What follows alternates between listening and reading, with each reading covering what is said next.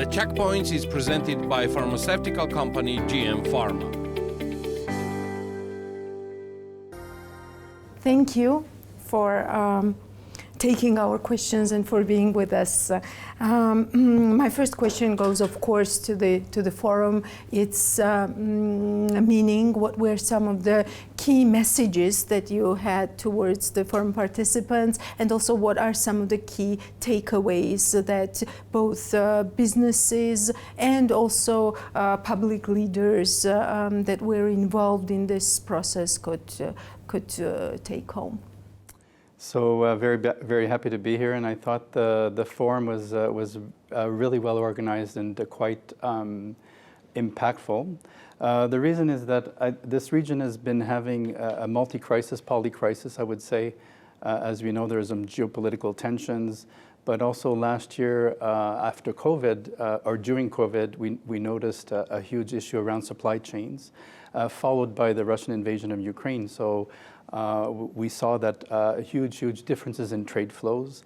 And last year as well, because of, again, the Russian invasion of Ukraine, lots of challenges in gas supply to Europe, and Europe deciding to also decouple away from Russian energy markets. So energy prices went up by a factor of 4 to 5, which created a really huge energy crisis. So this forum, I think what it did, it brought together the public sector, the private sector, to discuss these big geopolitical challenges and look at also the opportunities.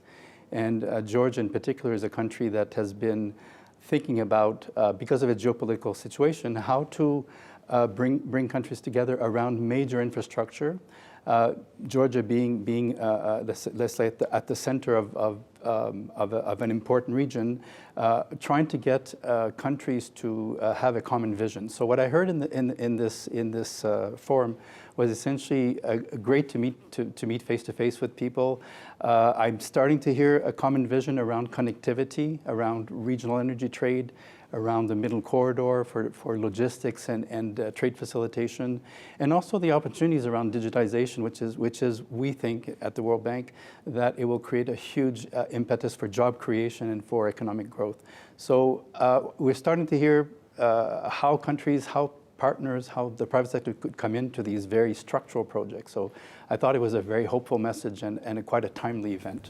What about the middle corridor itself? Do you think this could become a reliable corridor even when, for example, sanctions on Russia are lifted? And what are some of the works to be done there? A very good question.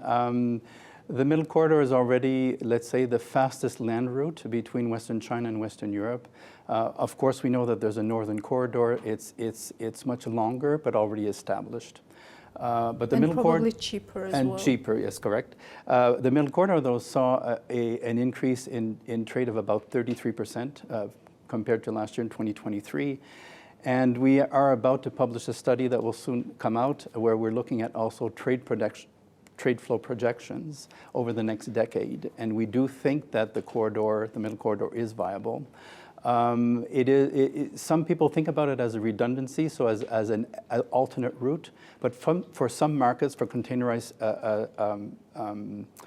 freight, if you improve the efficiencies around border crossing points, around logistics, improving the performance of the rail sector, you could attract a lot of that volume. And for open freight, already there's not too much alternatives. For the countries that are landlocked, the middle corridor is already viable. But we'll have some interesting numbers you'll see in the next few weeks on the trade projections and why we think the middle corridor is still viable, even if when peace breaks out eventually and we see a normalization, we do think middle corridor will be viable. Can't wait to see that study.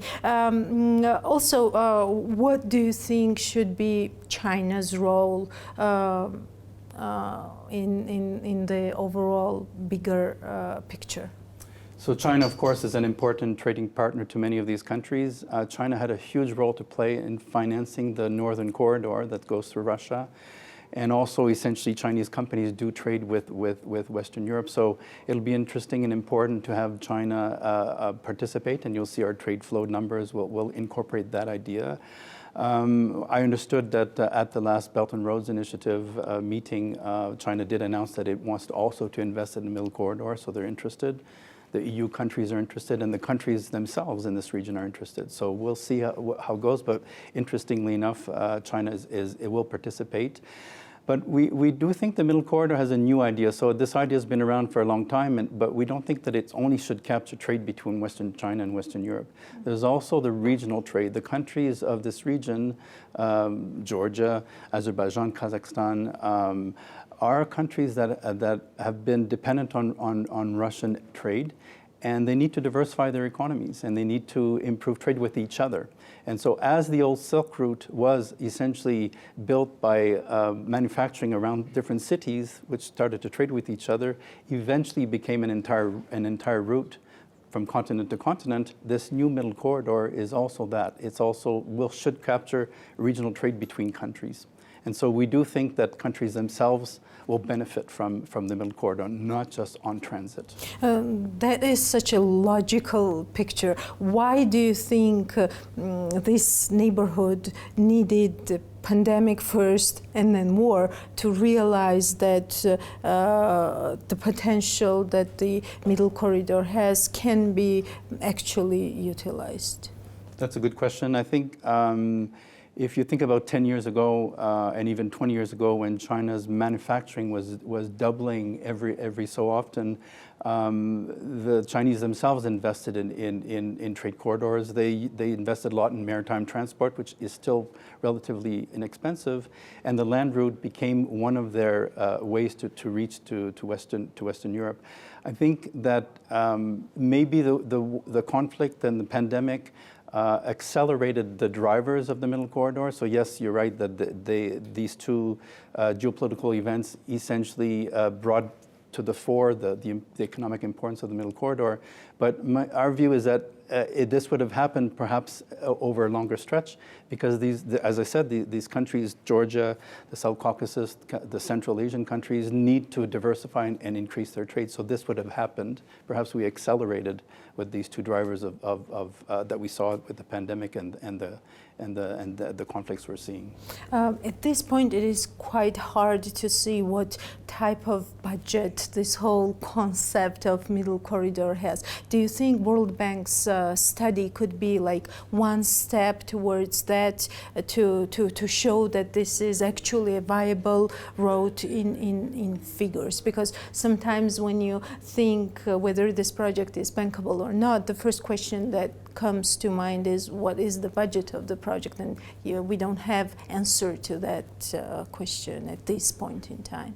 So I think the Middle Corridor, the bank study on the Middle Corridor will start to answer some of those questions. It will not have a final figure, because the basic idea of it is that you identify investments that are needed in the short to medium term to address the inefficiencies. So what you look for is what are the barriers, and why is it that the trade corridor is not takes too long? What are the sticking points? So for instance, we initially thought that it was mostly about infrastructure. So let's look at where railway capacity is where there's an overcapacity of railway, and just build more lines.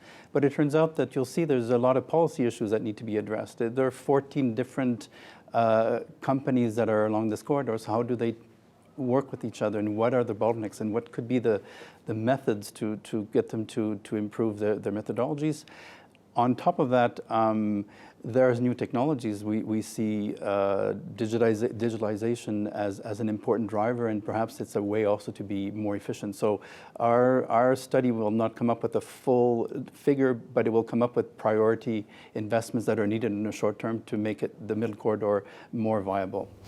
Thank you so much for your time. I know you are in a very tight schedule. My last question would be back to the forum.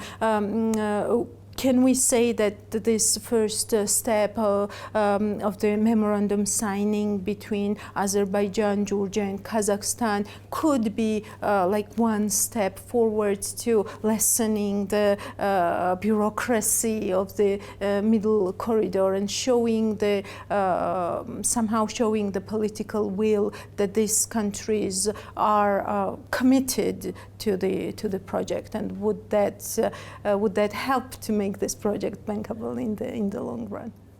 Absolutely. So it's very important when you realize these large infrastructure projects that require collaboration amongst different players of the private sector, the public sector, to have a shared and a common vision. And countries talking to each other and signing an MOU is the first step towards that shared vision. So I do think that is an important driver of this corridor. You asked earlier, why did this corridor not happen? Perhaps because there was no collaboration at the country level that we're seeing today. So it's a very important first step. It is really the critical first step. Thank you so much for taking my questions. Thank you. Thank you, Elene. The Checkpoints is presented by pharmaceutical company GM Pharma.